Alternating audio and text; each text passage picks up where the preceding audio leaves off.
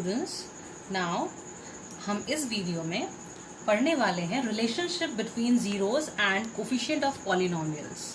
Okay, अभी तक हमने क्या पढ़ा है कि अगर हमें अगर जीरो फाइंड करना है किसी का, तो हम उस इक्वेशन को जीरो के इक्वलेंट रखते हैं। फाइन। उसके बाद हमने एक्स की वैल्यू निकालना सीखा। फिर हमने क्या करा, ज्योमेट्रिकल मीनिंग से हमने जीरो निकालना सीखा ग्राफ में।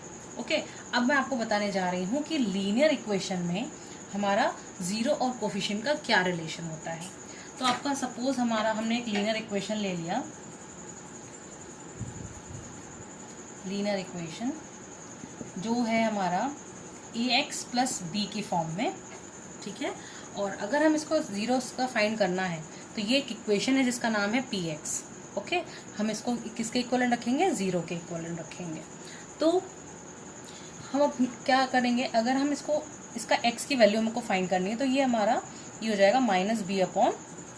तो इसका मतलब क्या हुआ, ये एक रिलेशनशिप आया, मतलब x हमारा हो गया वो जीरो, जो जिस वैल्यू को हम इस इक्वेशन में रख रहे हैं, और इससे हमारा जीरो फाइंड हो रहा है। जीरो मतलब आंसर आ रहा है। तो ये इनका क्या रिलेशन हो गया, ये रिलेशन हुआ कि x इक्वल्स टू -b/a। और अगर हम b और a की बात करें, b और a क्या है, तो b जो है वो हमारा इस इक्वेशन के लिए कांस्टेंट टर्म है। ओके बच्चों, और a हमारा है कोफिशिएंट ऑफ x। सो ये हमारा रिलेशन जो है वो आता है लीनियर इक्वेशन के लिए कि x equals to minus constant term upon coefficient of x। अगर आप डायरेक्ट इस फॉर्मूले में भी अगर आप आंसर रखेंगे तो आपके इक्वेशन का आंसर आ जाएगा। जैसे मैं एक एग्जांपल बता देती हूँ। सपोज मैंने एक लीनियर इक्वेशन ले लिया 2x + 5। इसका आपको क्या फाइंड करना है, जीरो फाइंड करना है, मतलब आंसर फाइंड करना है क्या होगा। तो सबसे पहले एक प्रोसेस आपने अभी तक सीखा है कि इसको हम जीरो के इक्वलेंट रखते हैं क्लास 9th में, कि तो क्या आएगा, x की वैल्यू क्या आएगी, 2x equals to -5 equals to x को अगर हम अकेला छोड़ते हैं -5/2। अब आप इसको कंपेयर इस इक्वेशन से करके देख लीजिए, एकदम आंसर बिल्कुल आपका सही होगा। ओके, क्या है, -5 क्या है, -5 एक कांस्टेंट टर्म है। तो हमारा एक फॉर्मूला क्या कहता है, माइनस कांस्टेंट टर्म 5 है और कोफिशिएंट ऑफ x क्या है 2। तो हमें यही आंसर मिला कि नहीं, इट मीन्स ये फॉर्मूला बिल्कुल करेक्ट है। तो अगर आप डायरेक्ट इस फॉर्मूले में रखते हैं तो आप जीरो फाइंड कर सकते हैं किसी भी लीनियर इक्वेशन का। ओके बच्चों, तो अब हम करेंगे क्वाड्रेटिक इक्वेशन का relationship between zero and coefficient. तो इसका जो होता है, जैसे हमारे पास क्वाड्रेटिक इक्वेशन ये गिवन है ax² + bx + c। तो इसका जो हमारा जीरोज आते हैं वो हम जीरो भाई इसमें क्वाड्रेटिक है, मीन्स इनके दो आंसर आएंगे। तो वो जो फर्स्ट जीरो होगा तो हम एक को अल्फा लेंगे और दूसरे को लेंगे बीटा, ठीक है। सो इसका जो रिलेशनशिप होता है वो ये होता है sum of zeros means alpha plus beta. वो किसके बराबर होता है, minus coefficient of x upon coefficient of x², इसके ये बराबर होता है। और अगर आप इसको देखें तो ये होगा अल्फा प्लस बीटा। अच्छा, x का कोफिशिएंट क्या है, x का कोफिशिएंट है b, तो ये हो जाएगा माइनस का b upon coefficient of x² क्या है a। तो ये हमारा रिलेशनशिप है अगर हमको सम ऑफ जीरोस का फाइंड करना है। अब आप देखिए, इसका एक और आता है प्रोडक्ट ऑफ जीरोस, मतलब अगर हम दोनों नंबर्स को मल्टीप्लाई करते हैं तो वो किसके इक्वलेंट आता है, ठीक है। वो होता है coefficient of constant term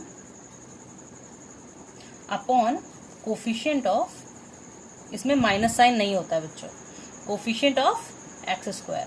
so ये इक्वलेंट होता है c अपॉन a के, क्योंकि कांस्टेंट टर्म हमारा c होता है और कोफिशिएंट ऑफ x² क्या होता है, a होता है। तो ये हमारा होता है अल्फा इंटू बीटा। ये रिलेशनशिप है हमारा प्रोडक्ट का। अब आप इसको अगर चेक करना चाहें कि आंसर सही आ रहा है कि नहीं, तो वो मैं आपको अभी बताती हूँ। इन जनरल में अगर मैं देखूं तो हमारा अल्फा और बीटा क्या है, हमारा जीरोस ऑफ पॉलिनोमियल है। जीरोज ऑफ पी एक्स क्या है हमारा, A x square plus B x plus C, जहां पे A is not equals to 0। तो ऑब्वियस सी बात है, जब अल्फा और बीटा हमारा आंसर आया है तो इसके फैक्टर्स क्या रहे होंगे, तो फैक्टर्स हमारे क्या रहे होंगे, ए एक्स माइनस अल्फा और एक्स माइनस बीटा, ये हमारे फैक्टर्स रहे होंगे, factor of polynomial of P x, यही रहा होगा।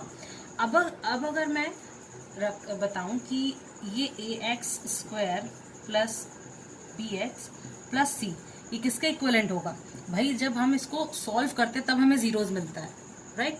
सो अगर हम इनको अगेन मल्टीप्लाई करेंगे तो हमको फिर इक्वेशन मिल जाएगी। तो अगर हम एक के ले लेते हैं, के हमारा कोई भी कांस्टेंट टर्म है, उसको हमने क्या करा है, इसे कंपेयर करा है। मैं ये आपको प्रूविंग बता रही हूँ कि ये फॉर्मूला आया कहाँ से। ओके बच्चों, तो ये हमने अब करा। अब हम क्या करेंगे, सबसे पहले इसको सॉल्व करेंगे तो हमें इसके इक्विवेलेंट रख के देख लेंगे कि आंसर हमारा सही आ रहा है कि नहीं। सो के को एज इट इज चलने देते हैं।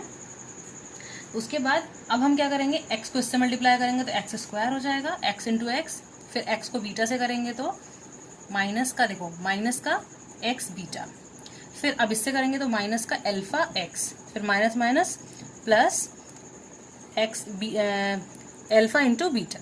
ठीक है, तो ये इक्वेशन आती है। अब हम इसको पहले सॉल्व कर लें, उसके बाद हम कंपेयर करेंगे दोनों इक्वेशंस को। देखिए ये हो गया एक्स स्क्वायर। अब हम अगर इन दोनों में से एक्स को कॉमन कर लें और माइनस साइन को भी कॉमन कर लें तो यहाँ हो जाएगा alpha plus beta, okay, plus alpha beta हो जाएगा। ये हमारा हो गया। अब हम करते क्या हैं, यहाँ पे जो इक्वेशन हमने लिखा हुआ है इसको अब हम कंपेयर करेंगे, comparing both the sides, comparing both the sides. मैं आपको वैसे आपको सिर्फ फॉर्मूले आपको याद करने हैं, लेकिन आप ये फॉर्मूला आया कहाँ से ये बच्चे आपको जानना जरूरी है, तो इसलिए मैं आपको समझा रही हूँ। कंपेयरिंग बोथ साइड्स, तो ये हो जाएगा एक्स स्क्वायर का जो कोफिशिएंट होगा, अभी देखिए क्या आता है, ये है X square plus B x plus C is equals to K X square minus X K alpha beta plus K alpha beta. ठीक है, अब हमें कंपेयर करते हैं, तो इसको कंपेयर करेंगे इससे, तो x a की वैल्यू क्या आई, a की वैल्यू आ गई k, जो हमारा कांस्टेंट टर्म हमने लिया। ठीक है, b की वैल्यू देखिए, b को कंपेयर करिए इस इक्वेशन में से, b क्या होगा, आप x को हटा दीजिए, बस x को हटा दीजिए, जो भी बाकी होगा वो b हो जाएगा, वो कोफिशिएंट हो जाएगा x का। ठीक है, आपको पता ही होगा ये निकालना। तो ये जगह k अल्फा प्लस बीटा हमारी b की वैल्यू आ गई। ठीक है, फिर c क्या होता है, कांस्टेंट टर्म हमारा क्या है, ये पूरा, तो k अल्फा बीटा। अब जो है, अब हम उस फॉर्मूले में इस वैल्यूज को पुट करेंगे तो हम देखेंगे कि हमारा फॉर्मूला क्या आता है। अभी मैंने आपके लिए ये फिर से लिख दिया है बच्चों कि a की वैल्यू क्या आई थी k, b की वैल्यू आई थी माइनस के अल्फा प्लस बीटा, सी की वैल्यू आई थी के अल्फा बीटा। ठीक है, अब मैं क्या करूंगी, मुझे अब वो उस फॉर्मूले को लाना है, तो उसमें क्या था कि sum of zeros is equals to क्या आना है। अब वो देखिए, तो हम इसको मान लेते हैं फर्स्ट इक्वेशन, इसको मान लेते हैं second equation. So from equation 1 and 2 देखिए, अब हम क्या करेंगे, बी वाले सेकेंड वाले इक्वेशन को ऐसे लिखते हैं। ठीक है, और इसमें हम क्या पुट कर सकते हैं, k की जगह हम a रख सकते हैं, है ना, k की जगह हम a रख सकते हैं, तो माइनस ये a लिख सकते हैं अल्फा प्लस बीटा। तो अब हम इसको, ये मल्टीप्लाई में है तो ये डिवाइड में आ जाएगा, तो b upon minus a is equals to alpha plus beta, है कि नहीं। तो ये हो गया sum of zeros is equals to minus b upon a। देखिए माइनस नीचे रहे या ऊपर रहे, वो माइनस ही इंटीजर कहलाता है। ठीक है, अब ऐसे ही प्रोडक्ट वाला निकालें तो हम इस इक्वेशन को कंपेयर कर लेते हैं। तो क्या करेंगे, तो c इक्वल्स टू के अल्फा बीटा है, बस यहाँ पे a की वैल्यू रखिए, तो k की वैल्यू तो a आ जाएगा अल्फा बीटा।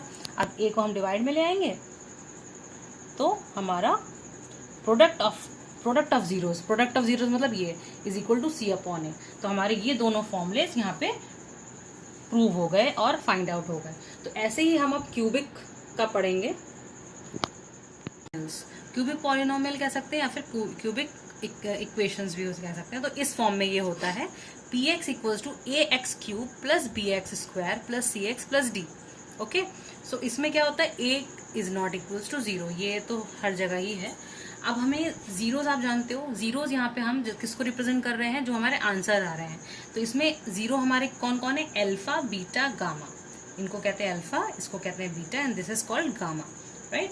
सो अब हम जो अभी तक पढ़ रहे थे, तो सम ऑफ जीरोज फॉर्मूला जो है, सम ऑफ जीरो मतलब सारे जीरो का सम क्या होगा, माइनस बी अपॉन ए। सो बी यहाँ पे क्या है, बी है हमारा एक्स का कोफिशिएंट, x² का कोफिशिएंट बी होगा यहाँ पे, कोफिशिएंट ऑफ x² यहाँ लिखेंगे, और ए क्या होगा, कोफिशिएंट ऑफ x³। ठीक है, ये क्यूबिक पॉलिनोमियल्स के लिए है, तो हमें 0 ये वाला होगा फॉर्मूला। अच्छा, ये अभी हम इसकी बात अभी करेंगे। अब आते हैं प्रोडक्ट ऑफ जीरोज में। प्रोडक्ट ऑफ जीरोज में तीनों प्रोडक्ट्स का मल्टीप्लीकेशन क्या होता है, माइनस डी मतलब होता है कांस्टेंट टर्म, ओके, और ए होता है हमारा x³ का कोफिशिएंट। तो यहाँ हो जाएगा minus constant term upon coefficient of x³। अब हम बात करते हैं, इसमें बस एक तीसरा और इम्पॉर्टेंट चीज आ जाती है, जो है sum of product of zeros. Sum of means sum of product of zeros, उनके प्रोडक्ट के जीरोज का सम। तो क्या आता है, सी अपॉन ए, पॉजिटिव में, आंसर इसमें नेगेटिव में नहीं आता है, पॉजिटिव का सी अपॉन ए। सी हमारा क्या है, एक्स का कोफिशिएंट, और ए है हमारा x³ का कोफिशिएंट। ओके, सो ये आप थोड़ा सा पढ़ लीजिए, इसके अकॉर्डिंग क्वेश्चंस आएंगे। ज्यादातर आपका जो बेस है 2.2 का, वो एक्सरसाइज आपका पूरा बेस है आपके क्यूबिक और लीनियर पे। तो अब हम नेक्स्ट वीडियो में हम आपका एक्सरसाइज स्टार्ट करेंगे। ओके बच्चों, आई होप आपको अभी तक सब कुछ समझ में आ गया होगा, cubic, linear and quadratic equation का relationship between zeros and coefficient. Thank you.